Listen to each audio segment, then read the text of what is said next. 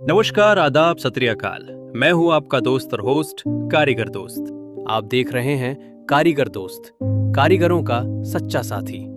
कृपया इस चैनल को सब्सक्राइब कर दें और बेल आइकन को जरूर दबाएं। और हाँ, अगर आप किसी भी विषय पर वीडियो देखना चाहते हैं तो कमेंट बॉक्स में जाकर हमें मैसेज करें। दोस्तों, इस चैनल पर आपने राष्ट्रीय हस्तशिल्प पुरस्कार पर बनी वीडियो का पहला पार्ट देखा। इस वीडियो में आप देखेंगे कि राष्ट्रीय हस्तशिल्प पुरस्कार 2025 के लिए ऑनलाइन आवेदन कैसे करना है।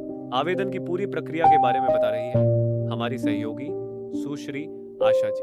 तो आइए समझते हैं ऑनलाइन आवेदन की पूरी प्रक्रिया।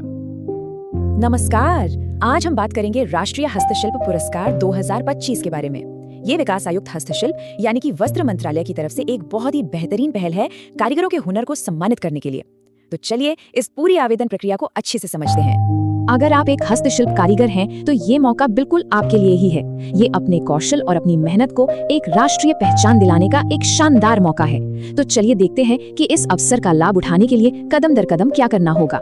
सबसे पहली और जरूरी बात, तारीख याद कर लीजिए। ऑनलाइन आवेदन जमा करने की आखिरी तारीख है 31 मार्च 2026। देखिए, अभी समय तो काफी है, लेकिन अच्छा यही रहेगा कि हम पूरी तैयारी आराम से पहले ही कर लें, ताकि आखिरी समय में कोई भी परेशानी ना हो। अब इस पहले कदम को सिर्फ एक कागजी कार्यवाही की तरह मत देखिए। इसे ऐसे सोचिए जैसे कोई कारीगर अपनी सबसे बेहतरीन कलाकृति बनाने से पहले सबसे उम्दा सामान इकट्ठा कर रहा हो। एक सलाह है कि इन सभी दस्तावेजों को पहले से स्कैन करके PDF फॉर्मेट में तैयार रखें। आपका पहचान कार्ड तो आपकी कारीगरी की सबसे बड़ी पहचान है, और जो वीडियो आप बनाएंगे ना, वो जजों को आपका हुनर सीधे दिखाएगा। ये तैयारी भले ही छोटी लगे, पर ये बहुत महत्वपूर्ण कदम है, क्योंकि इसके बिना ऑनलाइन आवेदन पूरा हो ही नहीं पाएगा। तो आप जब सारे दस्तावेज तैयार हैं, तो चलिए उस डिजिटल वर्कशॉप में चलते हैं, यानी कि ऑनलाइन पोर्टल पर, जहां आपका आवेदन तैयार होगा। बहुत आसान है। अपने कंप्यूटर या मोबाइल फोन पर कोई भी वेब ब्राउजर खोलिए और बस इंडियन हैंडीक्राफ्ट सर्च कर लीजिए। आपको आधिकारिक वेबसाइट मिल जाएगी। पोर्टल पर लॉगिन करना बहुत ही सीधा साधा है। सबसे पहले आर्टिसन लॉगिन पर क्लिक करना है, फिर अपना पहचान ID कार्ड का नंबर डालिए और सेंड OTP पर क्लिक कर दीजिए। आपके मोबाइल पर एक OTP आएगा, उसे डालते ही आपका प्रोफाइल खुल जाएगा। प्रोफाइल खुलने पर डैशबोर्ड में अवार्ड का ऑप्शन चुनिए और फिर नेशनल अवार्ड फॉर 2025 पर आवेदन कर दीजिए।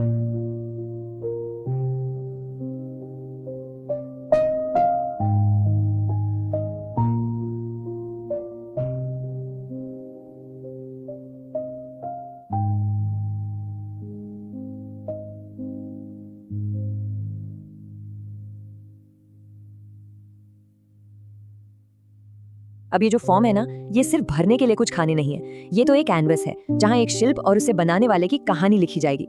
चलिए शुरू करते हैं। तो शुरुआत में अपना पासपोर्ट साइज का फोटो अपलोड करें। इसके बाद अपना राज्य, जिला और संबंधित HSC यानी हस्तशिल्प सेवा केंद्र का ऑफिस चुनें। फिर अपना नाम, पता और कॉन्टैक्ट डिटेल्स ध्यान से भरें। इसके बाद अपना नाम हिंदी में लिखना है, फिर पिता या पति का नाम और अपनी सामाजिक श्रेणी भरनी है। अपनी जन्म तिथि भी दर्ज करें, और हाँ, उसके प्रूफ के लिए संबंधित डॉक्यूमेंट अपलोड करना बिल्कुल ना भूलें। अब आता है अपनी कला की कहानी बताने का मौका। आपकी शिल्प श्रेणी क्या है, आपकी गुरु का नाम क्या है और इस कला में कितने साल का अनुभव है, ये सब यहाँ बताएं। और अगर कोई डिग्री या डिप्लोमा है तो उसे भी जरूर साझा करें। अब ये एक बहुत ही जरूरी सवाल है। यहाँ आपको ये बताने का मौका मिलता है कि आपने अपनी कला को आगे बढ़ाने के लिए क्या खास किया है। जरा सोचिए कि आपने किसी पुरानी तकनीक को फिर से जिंदा किया है या कोई नया तरीका बनाया है। क्या आपकी कोई कलाकृति किसी म्यूजियम या किसी बड़े कला के जानकार ने खरीदी है? अगर हाँ, तो उसका ब्यौरा यहाँ जरूर दें। और अगर इसको साबित करने के लिए कोई सर्टिफिकेट या कागज है, तो उसका जिक्र करना मत भूलिएगा। ये हिस्सा इस बारे में है कि आपने अपनी कला को दूसरों तक पहुँचाया है या नहीं। अगर आपने लोगों को ये शिल्प सिखाया है, तो हाँ चुनिए और बताइए कि कितने लोगों को सिखाया है। और अगर नहीं, तो बस नहीं चुनकर आगे बढ़ सकते हैं। अब यहाँ आपको अपनी सभी उपलब्धियों को दिखाने का मौका है। कोई पिछला पुरस्कार मिला हो, किसी प्रदर्शनी में हिस्सा लिया हो या किसी मैगजीन में आपके काम का जिक्र हुआ हो, ये सारी बातें आपके आवेदन को और भी मजबूत बनाती हैं। ये वो जगह है जहां आपकी कहानी अब असलियत में जिंदा हो उठेगी।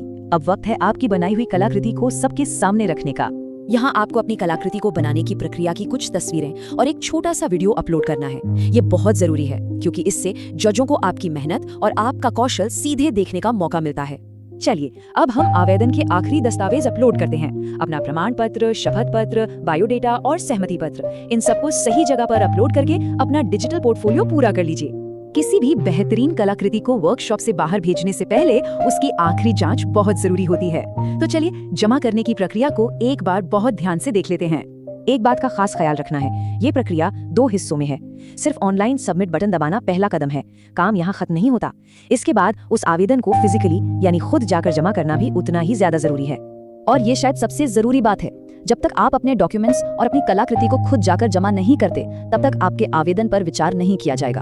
आपकी पूरी मेहनत इसी आखिरी कदम पर टिकी है। इन सभी कदमों को ठीक से पूरा करने के बाद इस सवाल का जवाब एक भरोसे के साथ हाँ हो सकता है। आप सभी को शुभकामनाएं। कारीगर दोस्तों, ये वीडियो कैसा लगा हमें कमेंट करके जरूर बताएं। आपका बहुत बहुत धन्यवाद। आप सभी स्वस्थ रहें, सुखी रहें। हुनर हैं तो रोजगार हैं, रोजगार हैं तो आत्मनिर्भर हैं। जय हिंद, जय भारत।